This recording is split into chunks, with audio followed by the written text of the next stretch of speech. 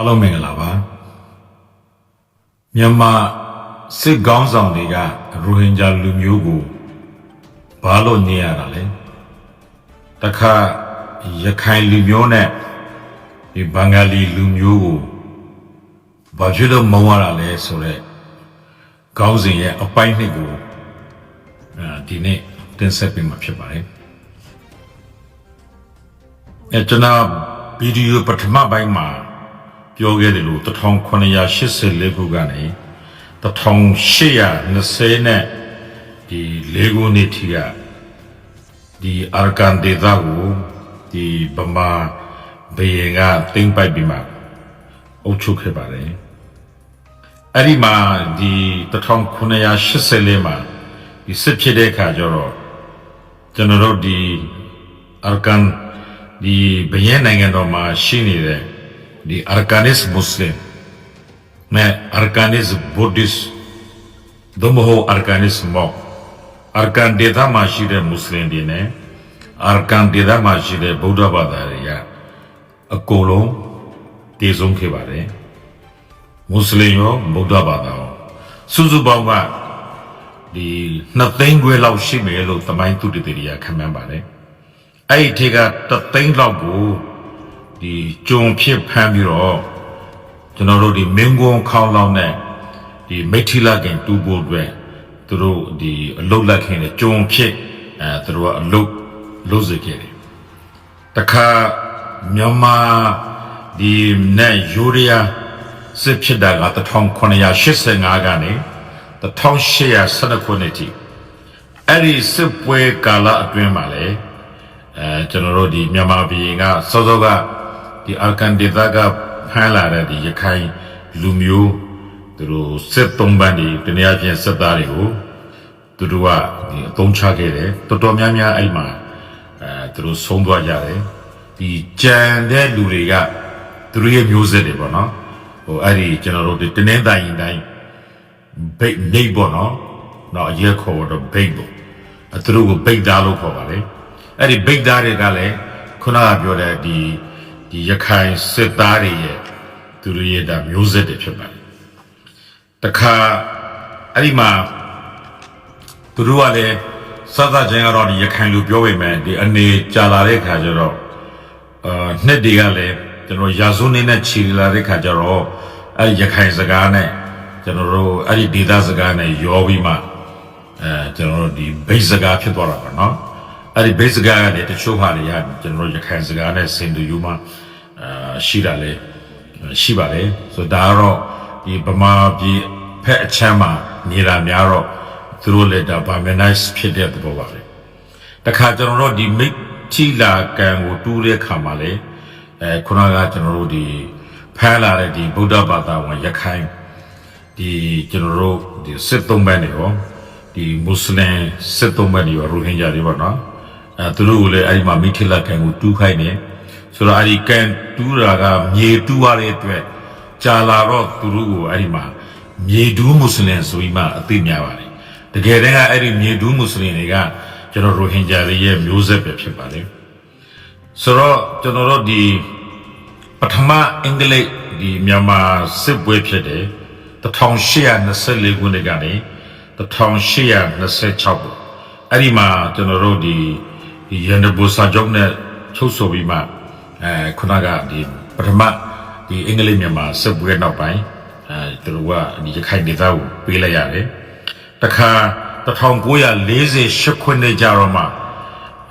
နှစ်ပေါင်းများစွာကြာတော့မှဒါအင်္ဂလိပ်လက်အောက်ကနေကျွန်တော်တို့ပြန်လဲလွတ်မြောက်လာတာဆိုတော့အဲ့လိုဗမာဘရင်စသိန်းတုံးကခုနကဒီလူတွေလည်း2သိန်းခွဲတေဝါတယ်စစ်သားတွေလည်းတေတယ်နောက်ပြည်သူတွေလည်းအများကြီးကျွန်တော်တို့ရခိုင်ရောရိုဟင်ဂျာတွေရောအကုန်လုံးကကျွန်တော်တို့ဒီဟိုဘက်နဲ့မြေအနောက်ဖက်ပြောမှာပေါ့နော်အဲ့ဒီဘက်ကိုသူတို့ကထွက်ပြေးသွားတယ်ဆိုတော့ထွက်ပြေးပြီးတော့အဲ့ဒီထွက်ပြေးတဲ့အချိန်မှာဒီအရှေ့ဘင်္ဂလားတနည်းအားဖြင့်ကျွန်တော်တို့ဒီစစ်တကောင်းဒေသပေါ့နော်အဲ့ဒီမှာ1965ခုနှစ်ကတည်းကကျွန်တော်တို့ဒီအင်္ဂလိပ်အရှေ့အိန္ဒိယကုမ္ပဏီကသူတို့ကအဲ့ဒီမှာ ဒီအုပ်ချုပ်နေတာကျွန်တော်တို့ဒီအာရကန်ဒေသကိုမသိမ်းခင်အရင်ဆုံးဒီအရှေ့ဘင်္ဂလားကိုသူတို့သိမ်းပြီးတော့မှအမှအင်္ဂလိပ်ကအုပ်ချုပ်နေတယ်အဲ့လိုအုပ်ချုပ်နေတဲ့ကာလမှာပဲကျွန်တော်တို့ကဒီဗမာပြည်ရဲ့တိုက်ခိုက်မှုကြောင့်ဒီရခိုင်ရောရိုဟင်ဂျာရောအကုန်လုံးကခိုးဘက်ကိုကျွန်တော်တို့ထွက်ပြေးသွားတာဆိုတော့တခါ1824ကနေ26စစ်ဖြစ်ပြီးတော့ဒီဗမာပြည်စီကနေအင်္ဂလိပ်ကပြန်သိမ်းလိုက်တဲ့အခါမှာဒီဒေသမှာခုနကရခိုင်နဲ့ရိုဟင်ဂျာတို့ရဲ့ဒီအဲ့ဒီမှာဒီစစ်တိုက်မဲ့ရန်သူကမရှိတော့သူတို့ကဒီကျွန်တော်တို့ပြည်တော်ပြန်လာကြတယ်အဲ့လိုလာတဲ့အထက်မှာကျွန်တော်တို့ဒီရခိုင်ဒီလေးလာတယ်လို့ရိုဟင်ဂျာတွေလေးလာဆိုတော့ဒီဟာကိုဘယ်မှာရေးထားတယ်လဲဆိုတော့ဒီ1828ခုနှစ်မှာဒီထုတ်ဝေခဲ့တဲ့အဲ့ဒီတုန်းကဒီအာကန်ဒေသကိုဒီ sub commissioner ပါနော် sub commissioner ဆိုတာကဒီ commissioner လက်ထောက် commissioner Charles Patton ကိုအုပ်ချုပ်စေခဲ့တယ်သူကတာဝန်ခံတယ်တနည်းအားဖြင့်အဲ့ဒီချိန်တုန်းကသူကဒီအာကန်ဒေသရဲ့ဘယင်အာကန်ဒေသရဲ့အကြီးအကဲဆိုရင်လည်းမမအောင်အဲ့တော့သူကအဲ့ဒီစာအုပ်ကိုရေးတဲ့အခါမှာဒီဟာတွေကိုသူကရေးထားတယ်အဲ့ဒီမှာဆိုတော့ဗမာဘယင်နဲ့သူတို့ကစစ်ဖြစ်တော့ကအဲ့ဒီဘက်ဟောပါတော့ဒီအရှေ့ဘင်္ဂလားကစစ်တကောင်းတွေဘက်ကိုဖတ်သွားခဲ့တယ်အဲ့ဒီမှာအာကန်နစ်မွတ်စလမန်လို့သုံးထားတယ်ချားစ်ပက်တန်ကနောက်ရခိုင်တွေကိုကြတော့ရခိုင်လို့မသုံးဘူးသူအာကန်နစ်မော့လို့သုံးတာသူတို့ကအရင်ကတည်းက1965ခုနှစ်ကတည်းကဟိုဘက်မှာရှိနေတော့ဒီဘက်နေအဲ့ဒီဒေသမှာရှိတဲ့လူတွေအားလုံးကသူကချက်တကောင်းလေးလို့ခေါ်တာအမေကချက်တကောင်းဆိုတာကတော့ဒါအင်္ဂလိပ်တွေရဲ့ခေါ်ဘူးဒေသအခေါ်ကချက်တကောင်းမဟုတ်ကျွန်တော်တို့ချက်တူဂရမ်လို့ခေါ်တယ်တချို့အရက်စကားနဲ့စီတန်လို့သူတို့ခေါ်ကြတယ်ဒီချက်တကောင်းဆိုတာကအင်္ဂလိပ်တွေပေးခဲ့တာစစ်တကောင်းဆိုတာကဒီအင်္ဂလိပ်ကပြောတဲ့ချက်တကောင်းကိုကျွန်တော်တို့ဘယ်လိုပြောမလဲဒီရခိုင်မှုမြန်မာမှုပြုရင်လည်းစစ်တကောင်းဖြစ်သွားတာဆိုတော့အဲ့ဒီဖက်ကနေသူတို့ကအကုန်လုံးကိုတော့ဒီချက်တကောင်းနီယန်တနည်းအားဖြင့်စစ်တကောင်းသားလို့ခေါ်တယ်အဲ့ဒီစစ်တကောင်းသားတွေမှာဒီရိုဟင်ဂျာမွတ်စလင်လေးရှိတယ်ရခိုင်မွတ်စလင်လေးရှိတယ်ဒါပေမဲ့သူတို့ရခိုင်အနေနဲ့မသိဘူးသူတို့ကရခိုင်အနေနဲ့မသိဘူးအင်္ဂလိပ်ကလည်းရခိုင်လည်းစိတ်ဝင်စားဘူးသူတို့ကရိုဟင်ဂျာလည်းစိတ်ဝင်စားဘူးဆိုတော့အင်္ဂလိပ်ရဲ့စာအုပ်ထဲမှာရိုဟင်ဂျာမပါတာနဲ့ရခိုင်မပါတာနဲ့ကဘာပေါ်မှာဒီအာကန်ဒေသမှာရိုဟင်ဂျာလူမျိုးဆိုတာမရှိခဲ့ပါဘူးနော်ရခိုင်လူမျိုးဆိုတာမရှိခဲ့ပါဘူးလို့ပြောလို့ရမလားရိုဟင်ဂျာကိုလည်းသူတို့ကမရေးသလိုရခိုင်လို့လည်းမရေးဘူးရခိုင်တွေကိုမော့လို့ရေးတာဒါဆိုရင်ရိုဟင်ဂျာကိုကြတော့သူတို့ကရိုဟင်ဂျာတွေကဘာသာရေးကိုတိတ်ကိုင်းရှာတော့သူတို့တိတဲ့ခါကျတော့သူတို့ကိုဒီစစ်တကောင်းမှာနေတဲ့ပင်ရဲနေထိုင်တဲ့လူတွေရှိတယ်နောက်တစ်ခါတချို့ဒီအာကန်နစ်ဒီမွတ်စလင်တွေနဲ့အာကန်နစ်မော့ကထွက်သွားတာရှိတယ်အဲ့ဒါကိုလည်းသူတို့ကပြန်ပြီးတော့ခွဲကြတယ်ဒါကြောင့်မလို့ချားစ်ပက်တန်ရဲ့စာအုပ်မှာအာကန်နစ်မွတ်စလင်ကအဲ့ဒီအချိန်တုန်းက3000အာကန်နစ်မော့က6000ရှိတယ်လို့ရေးတဲ့အပြင်အဲ့ဒီတုန်းကတစ်ဖက်ကိုသွားလိုက်တဲ့လူတွေကဟိုဘက်နိုင်ငံကလူကတန်းအဲ့လိုလာလို့မရဘူးဒါဆိုအင်္ဂလိပ်ကရန်တိကြတာဒါတော့ရခိုင်ဘက်ကောဗမာဘက်ကောရိုဟင်ဂျာဘက်ကောအကုန်လုံးကလက်ထက်တယ်သူတို့မှကိုလုံးစရင်နဲ့ဇရာနဲ့ဟိုဒီဘက်မှာမရှိဘဲနဲ့ဒီမှာဘေးနေရာမှာနေခဲ့တယ်ဘေးရွာမှာနေခဲ့တယ်ဆိုတော့မသိဘဲနဲ့ဟိုဘင်္ဂလားကလူတွေကလာရင်တော့လာလို့မရဘူးဒါပေမဲ့တစ်ဖက်ကကျွန်တော်တို့ဒီမြန်မာစေအုပ်စုကတော့အင်္ဂလိပ်ခေတ်မှာတခါပဲသူတို့ကလေလုတ်ဖို့အတွက်ဒလဟောဝင်လာတော့ဆိုတော့အဲ့ဒါမျိုးဒလဟောသွင်းတဲ့နိုင်ငံလေးမဟုတ်ဘူးဒါသူတို့မှစီးနေစတဲ့ဘလောက်လိုသလောက်ပြီးလို့ရှိရင်လည်းဘသူတွေကပင်ရင်ဒီကဒေသခံတယ်ဘသူတွေကမဟုတ်လေဆိုတော့ပင်ရင်ဒေသခံမဟုတ်တဲ့လူကကျွန်တော်တို့ဒီယာဗီလိုက်လုပ်ပြီးမှသူတို့ပြန်ရတယ်ကိုလိုစရင်နဲ့ဇရာနဲ့အဲ့ဒီစရင်ဇရာကဘယ်မှာရှိလဲဆိုတော့ဒီ Charles Patton ရဲ့မှတ်တမ်းထဲမှာရေးထားတယ်ဘယ်နေရာမှာသူတို့ကိုအဲ့ဒီခေတ်ကတော့ကျုံးအောင်လို့ခေါ်တာပေါ့ကျုံးအောင်ခေါ်တယ်မွတ်စလင်တွေကျတော့သူကကာဇီလို့ခေါ်တယ်ဘာလို့ဆိုတော့ကိုရှိတုန်းကရိုဟင်ဂျာရဲ့အုပ်ချုပ်ရေးစနစ်မှာကျွန်တော်တို့ကာဇီစနစ်ရှင်းပြရင် ဒေသတစ်ခုရဲ့ကာစီဆိုတာအဲ့ဒါဘယင်လိုပဲအဲ့ဒါအဲ့ဒီဒေသရဲ့အကြီးကဲလိုပဲဆိုတော့ဘေဒေသကဘေကာစီဆိုတာလည်းသိတယ်ဘေဒေသကဘေကျုံအဲ့တုန်းကကောင်စီဥက္ကဋ္ဌမဝရဥက္ကဋ္ဌဘာဥက္ကဋ္ဌဒါလည်းမရှိဘူးနော်ကျုံအုပ်ရဲ့ရခိုင်တွေကကျုံအုပ်ခေါ်တယ်ရိုဟင်ဂျာတွေကကာစီခေါ်တယ်ဒါဒီယဉ်ကျေးမှုနှစ်ခုကတပြိုင်တည်းထွန်းကားတာအစ္စလာမ်ယဉ်ကျေးမှုနဲ့ဒီဗုဒ္ဓဘာသာယဉ်ကျေးမှုနဲ့တစ်ဖက်ကဟိန္ဒူယဉ်ကျေးမှုသုံးဘာသာခရစ်ယာန်ကတော့သိမများဘူးပေါ်တူဂီတွေလာတော့မှအနေချင်းဖြစ်ခဲ့တာအဓိကတော့ဟိန္ဒူဘာသာရဲ့အစ္စလာမ်ဘာသာရဲ့ဗုဒ္ဓဘာသာရဲ့သူတို့ကခက်ပြန်လုပ်ခဲ့တယ်ဒါပေမဲ့အဲ့ဒီငကိုကလေးကတော့ဒီရိုဟင်ဂျာတွေအားလုံးကဟိန္ဒူပဲဒါပေမဲ့သူတို့ကအစ္စလာမ်ဘာသာကိုပြောင်းသွားတာရှိတယ်တချို့ကမပြောင်းဘဲနဲ့နေခဲ့တာကအနည်းစုဆိုတော့နောက်ဆုံးမှာတော့ဒီကျွန်တော်တို့အစ္စလာမ်ဘာသာနဲ့ဗုဒ္ဓဘာသာဒီစင်ပြိုင်ပြိုင်လူရှိခဲ့တဲ့ဒါကျွန်တော်တို့ဒီအာကန်ဒေသရဲ့ဒါကျွန်တော်တို့ဒီဘယင်းနိုင်ငံတော်ပဲဆိုတော့အဲ့ဒီဟာကိုလည်းအဲ့ဒီချားလ်ပီတန်ရဲ့စာအုပ်ထဲမှာကျွန်တော်တို့ကြည့်လို့ရပါတယ်ဆိုတော့တခါသူတို့ကဘယ်လိုခေါ်လဲဆိုတော့ဒီစစ်တကောင်ချီတကောင်ရန်မောက်ပြောတော့လည်းပဲရခိုင်တွေကတော့သူတို့ချင်းချင်းစစ်တကောင်ရခိုင်လို့ခေါ်တယ်နော်စစ်တကောင်ရခိုင်လို့ခေါ်တယ်ဟိုဘက်မှာနေတော့မှတခါဒီကနေသွားတဲ့ဒီရိုဟင်ဂျာ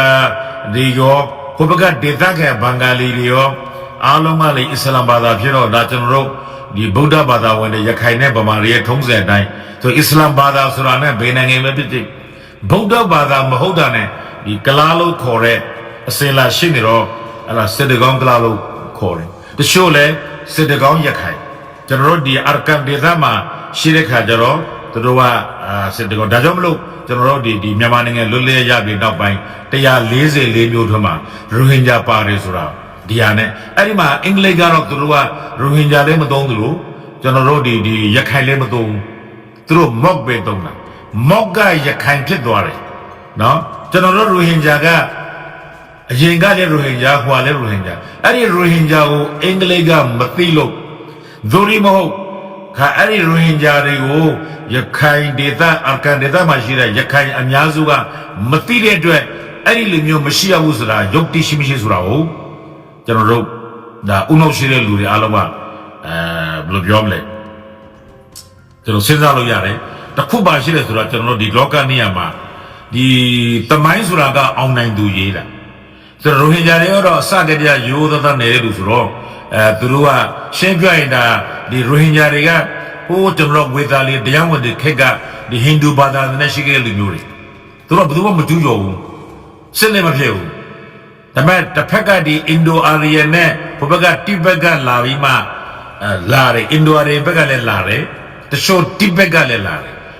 တိဘက်မြန်မာခေါ်တာပေါ့တိဘက်မြန်မာကတချို့ကကျွန်တော်တို့တောင်ဘက်ကိုဆင်းသွားတာရှိတယ်တချို့ကဒီအာကန်ယိုမာကိုကြော်ပြီးမှအနောက်ဘက်ကိုကူးလာတာရှိတယ်ဆိုတော့ဒေါက်တာရွှေလူမောင်ရဲ့ကျွန်တော်တို့ဒီသူ့ရဲ့ဒီစာအုပ်တွေဒီ South East Asia Journal မှာရေးတဲ့ကျွန်တော်ဆောင်းမကိုကိုးကားလို့ရှိရင်ရိုဟင်ဂျာကစောတယ်ရခိုင်ကစောတယ်ရခိုင်ကဘာလဲဆိုတော့နောက်ကျတယ်ဒါပေမဲ့ဆရာကြီးရဲ့စာအုပ်မှာတော့ဒီရခိုင်လူမျိုးကတိဘက်ကနေလာတယ်လို့တော့သူကမပြောထားဘူးဒါကျွန်တော်မှန်တိုင်းပြောတာဒါပေမဲ့အခြားသောစာအုပ်တွေမှာတိဘက်မြန်မာကနေအောက်ဘက်ကိုဆင်းသွားတယ်တချို့ကဒီအနောက်ဘက်အကယုံမကိုကြော်သွားတာဒါကြောင့်မလို့သူတို့ကရုပ်တူတယ်ဘာသာတူတယ်စကားနည်းနည်းလေးကိုးတယ်ဒီလိုပြောကြတာဒါကတော့ရှေးဟောင်းသမိုင်းဆိုတော့နည်းနည်းအငြင်းပွားစရာပေါ့နော်ဒါပေမဲ့ဘယ်လိုပဲဖြစ်ဖြစ်ဆရာကြီးဒေါက်တာရွှေလူမောင်ကသူသမိုင်းပညာရှင်လည်းဖြစ်တယ်နောက်ဇီဝဗေဒဆိုင်ရာသိပ္ပံပညာရှင်မေးရရှိတဲ့သမိုင်းနဲ့လူမျိုးနဲ့ဇီဝဗေဒနဲ့ပါဆိုင်တယ်ကျွန်တော်ညနေခါပြောဥပါတယ်အဲ့ဒီဆရာကြီးကဒီအမေရိကန်ကသိပ္ပံပညာရှင်80လုံးနဲ့အတူသူက genetics မျိုးရိုးဗီဇအနေနဲ့သူတို့စစ်ကြည့်တဲ့အခါမှာသူတို့တရားလုံးတဲ့အခါမှာရိုဟင်ဂျာသည်ကျွန်တော်ပထမအဆုံးရောက်တဲ့နှစ်ပေါင်း4000လောက်သူကပြောထားတယ်အဲ့ဒီမှာဒါသူတို့ကခုနသိပ္ပံတရားတွေ့လို့ရတယ်သိပ္ပံဆိုတာကသမိုင်းတဲ့ပုံတည်ကြတယ်ဆိုတော့ဒါကြောင့်မလို့ရိုဟင်ဂျာကစောတယ်စောစင်းနေတဲ့အတွက်သူတို့ကလည်းရှက်ခက်လူတွေဖြစ်တဲ့တိတ်ပြဿနာတွေမလို့ဟိုဟာတွေမလို့သမိုင်းတွေပါလည်းတိတ်မရေးကြဘူးနောက်လာတဲ့လူတွေကတဏှာနဲ့တဏှာကူးလာတယ်ဆိုတော့လူလေတွေပဲလာတာဆိုတော့အဲ့ဒီလေတဲ့လူကလာတဲ့ခါကျတော့သူတို့ကလည်းလုံရည်နဲ့ဘက်ကနေစစ်တွေပါလေတိုက်ရည်နဲ့ သူတို့ကစစ်တယ်ပါတယ်အောင်နိုင်တဲ့အခါကျတော့အောင်နိုင်သူရဲတဲ့တမိုင်းကအတည်ဖြစ်သွားတယ်မူလကျွန်တော်တို့ရှိနေတဲ့လူတွေကမင်းပြီးတော့အခုဆိုရင်ရိုဟင်ဂျာဆိုတာမချဘူးလို့တော့မှပြောရတာတပုံကြီးဒါမျိုးကျွန်တော်တို့ scenario တွေကအာကန်ဒေသမှာတွေမဟုတ်ဘူးကျွန်တော်တို့ကဘာတဝန်လုံးမှာရှိပါတယ်ဆိုတော့ဒါလေးကိုတစ်ချက်ကျွန်တော်ပြောချင်တယ်နောက်တစ်ခါဒီအခုကျွန်တော်ကဒီနေကုန်းပိုင်းကိုပြောတဲ့ခါမှာကျွန်တော်စောစောကပြောတယ်ဘာဖြစ်လို့ရိုဟင်ဂျာကိုသူတို့ကရှိတာကိုသိပါလျက်နဲ့ဒီဥနုခေနောက်ကတော်လည်းကောင်စီအစပိုင်းခေတ်မှာဒီဘုံမိုးကျော်အောင်ကြီးတို့မှလည်းခေတ်မှာလည်းကျွန်တော်တို့ဒီရိုဟင်ဂျာလူမျိုးကိုရှင်းနေဥနေဝဲအာနာသိမ့်ပြီးနောက်ပိုင်းတဖြည်းဖြည်းမြန်မာသင်္ကာရုပ်သိမ်းနောက်တခါရဲဆွေစုံကျင်းကနေပဲတခါရဲဟိုကလို့တချို့နေရာမှာတော့ပထဝီတွေပါတယ်မှာတော့တချို့သူအမှတ်တမဲ့ကြံခဲ့တာရှိတယ်ဆိုတော့ပထမဆုံးသူတို့ရုပ်သိမ်းတာကဒီမြန်မာသင်္ကာနဲ့ရုပ်သိမ်းတယ်တခါအဲ့ဒီမှာတော့ဒီ144မျိုးဆိုတာရှိနေသေးတယ်မထေမရှားပေါ့မှတ်ပုံတွေမှာလည်းကိုထုတ်ပေးတယ်တနည်းအားဖြင့်ပြောလို့ရှိရင်ကျွန်တော်တို့အာကန်ဒေသမှာဒီပထမဆုံးပေးတဲ့အမျိုးသားမှတ်ပုံတွေမှာကျွန်တော်အဖေနဲ့အမေလေးပါတယ်ဆိုတော့ရိုဟင်ဂျာတဦးတယောက်များ FRC ကတ်ကိုင်ရတာမရှိဘူး။အဲ့တုန်းကလူတွေကသိတာကိုအကုန်လုံး NRC ပဲတချို့ရှိတဲ့စစ်တွေမှာဟိန္ဒူဘာသာဝင်တွေကဒီ FRC ကတ်တွေပါတယ်ကိုင်တာရှိတယ်ဒီမောင်းတော်နဲ့ဘူးသီတော်မြို့ပေါ်မှာလည်းအချို့ကသူတို့ကိုယ်တိုင်မသိလို့နားမလည်လို့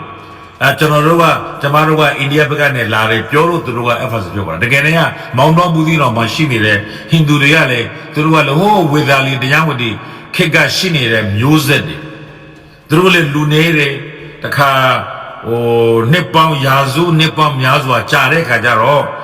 သူတို့မှလည်းမဖြိုးဖြိုးမတိုးတက်နောက်တစ်ခါဟိန္ဒူဘာသာကနေပဲလူတွေအားလုံးကဗုဒ္ဓဘာသာကိုပြောင်းလိုက်လွေလို့တခါအစ္စလာမ်ဘာသာကိုလည်းပြောင်းလိုက်လွေလို့ဟိန္ဒူဘာသာကျတော့ရန်အစစ်နဲ့ခွဲရတဲ့ခါကျတော့ဒါမျိုးကျွန်တော်ဘာသာရေးတော်လည်းပြောမှာပေါ့ဆိုတော့အဲ့လိုပုံစံနဲ့ကျွန်တော်တို့ကဒီဟိန္ဒူဒီဘာသာရောကျွန်တော်ဟိန္ဒူလူမျိုးတွေကိုမှင်းမိသွားတာတကယ်တမ်းကသူတို့လည်းတိုင်းရင်းသားပါပဲဆိုတော့တိုင်းရင်းသားလို့ပြောတာတိုင်းရင်းသားရဲ့စောတယ်သူ aborigines လို့ခေါ်တာပေါ့နော်ဒါဆိုရင်အဲ့ဒီနေရာမှာဒီဘာဖြစ်လို့ဟိုလုပ်လဲဆိုတော့ဒီနေရာမှာကျွန်တော်အခု main စကားကိုပြောရမယ်ခုနကဒီဗမာဘရင်ကနေအာကန်ကိုတိုက်တဲ့အခါမှာရိုဟင်ဂျာရောရခိုင်ရောပေါင်းပြီးလုပ်တာသူတို့တတ်တော့လေနှစ်ဖက်လုံးကဟိုလောက်ပါတယ်ပြီးလို့ရှိရင်စစ်ရှုံးသွားတော့တစ်ဖက်နိုင်ငံကိုသွားတယ်သူတို့ပြန်လာတဲ့အခါကျတော့ဒီရခိုင်ဘရင်နရမိတ်လမင်းစွန်းမုံကိုလောင်းကျက်နိုင်ငံတော်ရဲ့ဒီကျွန်တော်နန်းတော်ကိုပြန်လဲရရှိအောင်ကူညီခဲ့တာနောက်တစ်ခါမြောက်ဦးနန်းတော်ကိုတိဆောက်ဖို့နဲ့မြောက်ဦးမှာဘရင်ဖြစ်ဖို့ကူညီခဲ့တာကဒီခုနကဒီဘင်္ဂလားဆူလ်တန်ဘရင်နဲ့ဒီဘင်္ဂလားအဲဆူလ်တန်ဘရင်ရဲ့စစ်သားတွေဖြစ်တဲ့အတွက်အဲ့ဒီချိန်ကနေစပြီးမှဒီဗမာဘရင်တွေကဒီဘင်္ဂါလီလူမျိုးဒီဘင်္ဂါလီဆူလ်တန်ဘရင်တွေကိုသူတို့မကျင်နဲ့ဘူးအဲ့ဒီတော့ကျွန်တော်တို့ဒီဘင်္ဂလားဆူလ်တန်ဆိုမှသူတို့မှာပါရှန်ကြီးစားစစ်သားတွေရှိတယ်နီပေါစစ်သားတွေရှိတယ်ပါရှန်ကလည်းစစ်သားတွေရှိတယ်ဒါပေမဲ့အဲ့ဒီမှာရှိတဲ့ဆူလ်တန်ဘရင်ကတော့ဒါဒီဂေါဆိုတဲ့အဲ့ဒါဘင်္ဂလားရဲ့အချက်ချပဲဒါပေမဲ့ဟိုထိပ်ပိုင်းယာရုတွေမှာဘယ်လိုပဲရှိအောက်ခြေမှာလာတယ်တနည်းအားဖြင့်ကျွန်တော်တို့ဒီဗိုလ်ချုပ်ကြီးစစ်သူကြီးစင်ဒီခန်ဝလီခန်နဲ့လာခဲ့တဲ့စစ်သားဝလီခန်တွေက3000စင်ဒီခန်တွေက4000အဲ့ဒီမှာဝလီခန်ကလာပြီးမှသူကတခါနရမိတ်လာကိုဖမ်းပြီးတော့သူတစ်နှစ်လောက်သူကအာဏာသိမ်းလိုက်တယ်အဲ့ဒီတစ်နှစ်အတွင်းမှာလုံးဝသူကဒီဒါအစ္စလာမ်နိုင်ငံဖြစ်လုပ်လိုက်တာဒါကိုဆူလ်တန်ဘရင်ကတခါမကျင်တဲ့အတွက်သူ့ဘဝမှာဒီလိုတစ္ဆာမရမလားဆိုမှဒီစစ်သူကြီးစင်ဒီခန်ကိုနောက်ထပ်9000နဲ့လှုပ်ပြီးတော့မှဝလီခန်ကိုတိုက်ပြီးတော့မှပြန်ပြီးတော့နန်းတင်ပေးတာဆိုတော့အဲ့လိုနန်းတင်ပေးရတာဆိုရင်ဒါဘင်ဂေါကဆူလ်တန်ဘရင်နဲ့သူ့ရဲ့စစ်သားတွေကြောင့်မြန်မာခုနကဒီအင်းဝနေပြည်တော်ကဒီဘရင်တွေကသူတို့ကလက်လို့ဆုံးရှုံးခဲ့ရတဲ့အတွက်သူတို့ဘင်္ဂါလီလူမျိုးကိုအခဲမကျေတခါအဲ့ဒီမှာကျွန်တော်တို့ကရိုဟင်ဂျာလူမျိုးဟိုဘင်္ဂလားဒေ့ရှ်ကလာတာမဟုတ်ဘူးဒဂိုကရီးယားနဲ့ရှိနေတယ်ဒါပေမဲ့ခုနကပြောတဲ့ဒီကိန်းဒီဘင်္ဂေါရဲ့ဒီဘရင်ကသူတို့နဲ့အတူတူစစ်သူကြီးစင်ဒီခန်လာတော့အဲ့ဒီမှာလဲ9000လောက်လာတယ် Any Bengali sit down, Nadone, negotiate Rohingya, Kunaga demand negotiate Yakane, Taka, or General Edim Abdurua, Jodwari. Any now binded the car, Adi Membe, Kemajaro, the Kaptua, Bengali, Mibiane Leshika Nyai. So Tusiale Nandre Maroma, the Yakaine Bengali, Kabiare Nyai, a Piemale, Jorari Nyai, Pasuro Nadanga Lugularali, Turuga Anezo, Lungadam Logo, Nudini Nadam let him. Yakai will let it, Rohingya will let it, Ayman Rohingya, Bengaline, Yodwara. So any Yora will let the Rahu Bama Shikegadia, Benyashiri or Nabai, Kesega, sit guns on your Turuati. That's why Turuga not the car thing by Po ye Yeshire, Ye Arkandeza machine, Rohingya, Dilu Yakai, Go Matema Keme Sima, any Kegadia, Turuga, Tuik, dividing rule policy with Tone. Rohingya would the Hadley Pound, Nyabere. Hubaga Yakai Nade, the Kadele Yakango, Bombima, Runya Nade, Lazy and the Konemale, Runya Utakane, the Kaarabu, through a musombo, Killa, you know, Sezuna Bomb Yazwa, Yazuna Bomb Yazama, Ruhinya Najakai, Niku Yampibaliene, Nikolo Nerumia and Yere, the General Yampi, Kayan Pibima, Petanan and Nebua, the Bama Biene, Kunaga, the Bama Sit Gonzon. Dinia Matana Bamalu Gora, Lumio Mobau, the Erikega, the Nodi Bama being Kesura, Nauma, Naman and Telali, Dan Naman and Tela, the Edonga, Bama, Tenoro, Bayen, Nauma, Yaman and Pima, the Yaman and Pidarama, Manetina, Yamatida, Somaletama, Eri, no one of Bama, Bamalu, Yama Piora, Engelu, what a Bama, Dale, Lulu Jan and the Muvet, Tabardana, Mapioro. So the Anima got the Yakaine Rohingya, and Yagan Tuikera. Platana Aloma, the Kunaga di Lupandi, Yakaingale, Rohingya won Nayame, the Pagale Yakaine, the Narodi Bama, the Miazuga Buddha was upset with Tuikulo Gone. Through Le Muzo Lode, Turugale, over Yangaria to show Bayankega, Yakainde, Rohingya, the Islam Badari, Hindu Yorao, Chagde Lucidilo. Matada Shiri. So Matada Ludiali, pure Nana Kajara, Narawa, Twimanobu, Twimonore Lumio, now and Yotila will sound as Bama, a Joja machine and Disgara came out. Eric Kagan and Twino with a Shiro. The Lupita, Yajamlo General, Yakaya Nudimidi with Tesha Tiloshi, through a Kalasin Lady Aro. No, there are Budira Mono City, Bamanea, Yokin Senda Veshide, Buddha Bada, Jim Pida Veshide, the man. Yogara through a Kalis and a Balosara, the General who shake that, music, Kunaga, the Hindu, Rohingya, Bengalio, Yakayo, Jora. The map Bada, Matureka Jeroma, Lurisura, Bada, Yuara, Netanotaro, Arima, Tija, Name, Lusua Quewara. You know what Usue. And look, Queva Role, the Ronia Dita would shake Hamiro. Luria Tayong, Luria Saga, Yinjimo Darnina Quarabono. So a Diga Balesro, Eddie, the Bengala Sultan Bienga, the General Sindikan, Willy Kando, General Bengala Seta, Nadan Lubima, Taide, Bama Bienga, Pianiro, the Arcanando, Arcan, Nangenogo, Pela Yaraga, Jatan Agasa. General Pura the Chulia, not that we will limit to Bada Mande, General Tita Nani. And by Eddie Poma, the car, Yakaine Rohingya, Pounded Nega, the General Erika, the Bamabian Matrumanda, Emezuwe. A Kuleve, the Yakain Pinego, Kudaga, Leshishin in a sick Gonzonga, Turuya, a 2 young Pironzuma, Tabo, the Lumunum, Pevana Chinema, the Ruak Guayama. A Gludobo, to Dajamulo. Kunaga sit guns on the gun.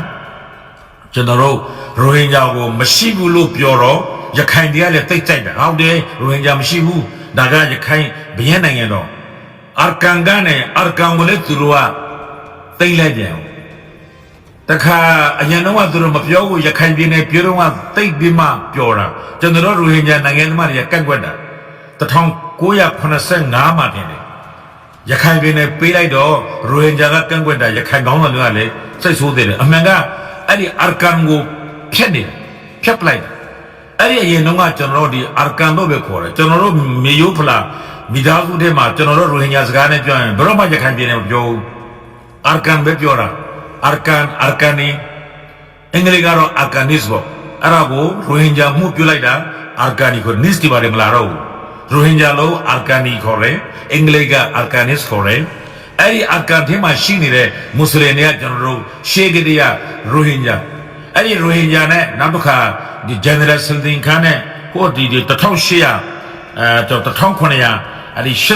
84နော်အဲ့ဒီတော့မှလာတော့မှ1980လဲဆိုတာလဲအခုနှစ်ပေါင်းကဘယ်လောက်ရှိလဲဆိုရင်ကျွန်တော်200 300လောက်ရှိပြီ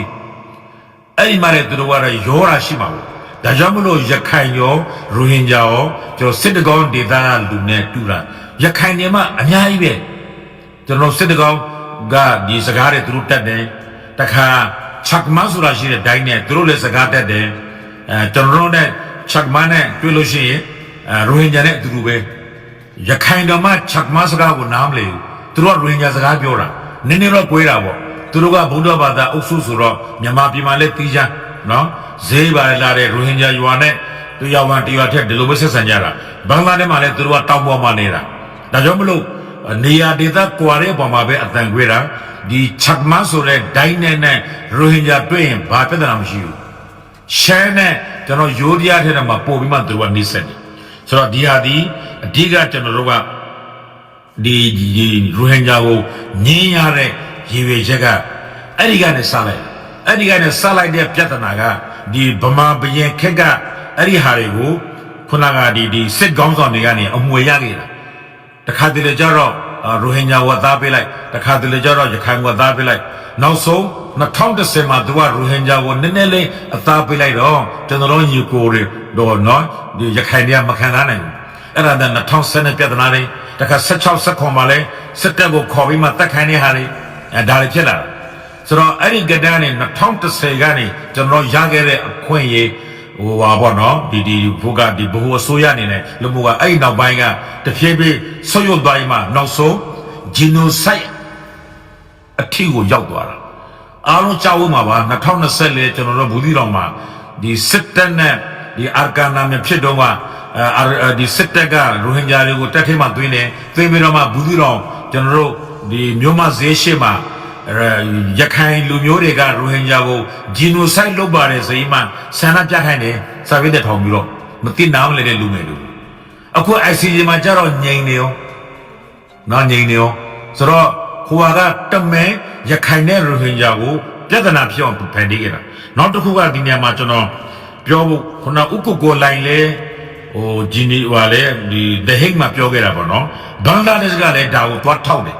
1985ဗမာကဒီအာကန်ရဲ့ဘယင်းနိုင်ငံတော်ကိုမသိခင်တည်းကရိုဟင်ဂျာရှိတာသူတို့မှလည်းတမိုင်းရှိတယ်သူတို့ကအလကားပြောတာမဟုတ်ဘူးဒါပေမဲ့အဲ့ဒါဥက္ကိုလိုင်းကနောက်တစ်ခါပြောလဲဂမ်ဘီယာဘက်ကဒီရှင်းတွေက1982ဥပဒေကဒီရိုဟင်ဂျာကိုဒီဟိုနိုင်ငံသားကနဲ့ဖေရှားဖို့တဲ့လုပ်တာမဟုတ်ပါဘူးတဲ့ဒါနိုင်ငံသားအားလုံးဆိုင်ပါတယ်တဲ့မဟုတ်ဘူးကျွန်တော်အများကြီးကြည့်လာပြီအဲ့ဒါဥက္ကိုလိုင်းကကျွန်တော်ဗမာလိုတဲ့ပြောရင်လိမ့်တာသူတို့အဲ့လိုလိမ့်နေကြဥနေဝင်းကစပြီးတော့မှ1980ဥပဒေကိုလုပ်တဲ့ခါမှာနော်ဒီ48ခုနှစ်ကဥပဒေကိုဂရုမစိုက်ပဲနဲ့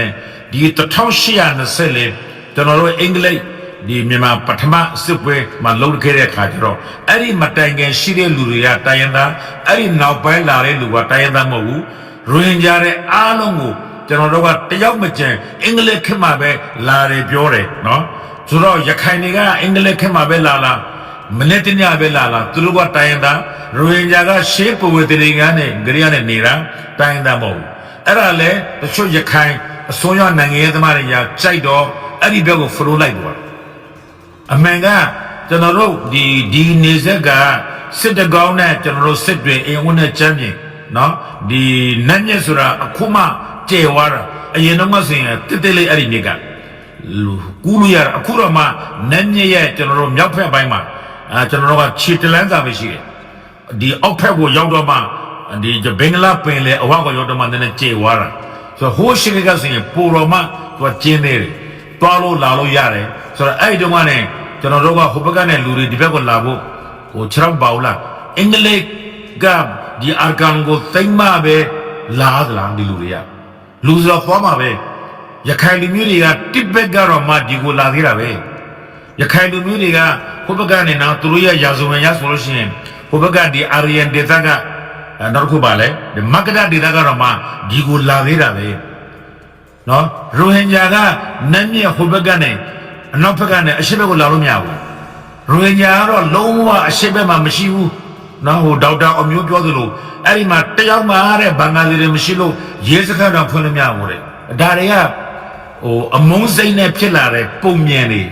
ဒါကရုပ်တရှိတဲ့ပုံမြင်တွေမဟုတ်ဘူးဒဏ္ဍာရီလည်းမဟုတ်ဘူးဒါတွေကဒါအမုန်းတရားတွေဒဏ္ဍာရီလည်းမဟုတ်အဲ့တော့ကျွန်တော်ဆိုလိုချင်တာအဓိကပြဿနာကဒါဆိုတော့ဒီဟာကိုကျွန်တော်တို့ရဲ့ဒီရိုဟင်ဂျာနဲ့ရခိုင်ဒီဟာကိုနားလေဆိုလို့ရှိရင်တော့ဘွားပဲအဲ့လိုနားလေသွားမှာကိုလေအမတန်သူတို့ကကြောက်တယ်ဒါကြောင့်မလို့ပြန်ပြီးမှနိုင်ငံရေးကစားစရာရှိလို့ဥကိုကိုလိုင်းနဲ့ဒေါ်တီရာဦးတို့ကဟိုဘယ်လိုပြောမလဲဒီthe hate မှာတော့ဒီအာကန်အာမီနဲ့စစ်တပ်နဲ့ရန်ဖြစ်တဲ့အတွက်တိုက်ပွဲတွေဖြစ်တဲ့အတွက်အဲ့ဒီအားကြောင့်ဒီ provisional measure ထုတ်ထားတဲ့ကျွန်တော်တို့ဒီဘူးသီတော်မောင်တော်ဒီရသေးတော်အဲ့ဒီဖက်မှာရိုဟင်ဂျာတွေအများကြီးရွာတွေမိရှုခံရတယ်အများကြီးအသက်ဆုံးရှုံးတယ်တစ်ဖက်နိုင်ငံကအများကြီးသွားတယ်ကိုပြောပါလေနဲ့တလုံးတပါရမှပြန်မပြောဘူးလို့ဒီဂမ်ဘီယာရှင်းနေမစ္စတာဆူလီမန်ကဆောရဝတ်တက်သွားတယ်ဒါဆိုရင်ကျွန်တော်အဲ့ဒါကိုကြည်ကျင်အပြင်တော့ဘာကိုသွားသိမိလဲဆိုတော့ကျွန်တော်တို့ရခိုင်နဲ့ရိုဟင်ဂျာကိုထောင်ပေးပြီးတော့မှပြဿနာမဖြစ်ဖြစ်အောင်ပြန်မီးမွေးဖို့အတွက်သူတို့မှစီစဉ်ရှိတယ်ဒါကြောင့်မလို့သူတို့ကဒီ AA ကနည်းနည်းလေးကျင်နေအောင်ရခိုင်မျိုးသားတွေနည်းနည်းလေးဟိုကျင်နေအောင်သူတို့ကမြားလိုက်တာအဲ့တော့ ICJ မတိုင်ခင်စစ်တပ်ကိုမုံလိုက်တာကျွန်တော်တို့ညီကိုရခိုင်တွေကကြားလို့ကိုမရဘူးတိတဲ့အရက်ခမအရက်ခနိုင်ငံလို့အခု ICJ မှာနော်ကျွန်တော်တို့ဒီရိုဟင်ဂျာဂျီနိုဆိုက်အမှုနဲ့စောက်အကုန်လုံးကတခါတည်းဒီ ICJ မှာလာတဲ့ဥက္ကုကလနဲ့ဒေါ်သီရာကိုထောက်ခံလိုက်တာမင်းဝင်လိုက်ကိုထောက်ခံတာသူတို့ရဲ့ခေါင်းဆောင်ဗိုလ်ချုပ်ထွန်းမြင့်နဲ့တော့သူတို့မေ့သွားတယ်စဒါကဒီရခိုင်တွေရဲ့စိတ်တဲ့ကိုလေဗမာတွေကအထူးသဖြင့်ကျွန်တော်ဗမာဆိုလူမျိုးပြောတာမဟုတ်ပါဘူးဒါဒီဗမာစစ်ခေါင်းဆောင်ပေါ့နော်သူတို့ကောင်းကောင်းသိတယ်ရိုဟင်ဂျာကိုလည်းကောင်းကောင်းသိတယ်ကျွန်တော်တို့ကြားထဲမှာပြဿနာဖြစ်လေပြဿနာဖြစ်မှဒီအာရခနိုင်ငံတော်တို့မဟုတ်ဒီအာရကန်နိုင်ငံတော်မဖြစ်ပေါ်လာဘူးဆိုတာကိုကောင်းကောင်းယုံကြည်ထားတယ်ဒီဟာကစစ်အုပ်စုကသူတို့မရရပြဿနာလုံးမှာဆိုတော့ဒီနေရာမှာလည်းခုနကကျွန်တော်တို့ရဲ့ညီကိုတွေကအကဲမပါဘူးအရင်တော့အစနဲ့ဒီရိုဟင်ဂျာကိုနည်းနည်းပါတုံးတဲ့ခါကျတော့ရိုဟင်ဂျာဖက်ကလည်းတော်တော်လေးကိုအားရှိရှိနဲ့တွားတာအဲ့ဒီ policy နဲ့တွားလို့ရှိရင်ဒီနေ့ဆိုရင်အများကြီးကျွန်တော်တို့ဒီဘယ်လိုပြောမလဲနိုင်ငံရေးတိုးတက်မှုတွေရှိနေပြီဆိုတော့ကျွန်တော်အဆုံးသတ်ပါမယ်အဓိကကျွန်တော်ဆိုလိုချင်တာကဒီဘာဖြစ်လို့ညင်ရတယ်လဲဆိုတော့ကျွန်တော်ရှင်းပြပြီးပြီအဲ့တော့အာကန်ဒေသမှာဒီရိုဟင်ဂျာနဲ့ရခိုင်ပေါင်းလို့မရအောင်ဒီစစ်အစိုးရအဆက်ဆက်ကပြဿနာတွေဖန်တီးတာ82ခုဥပဒေကလည်းကျွန်တော်ရခိုင်လူမျိုးတွေရဲ့အကြိုက်သူတို့ကအင်္ဂလိပ်ခေတ်မှာဝင်လာတာ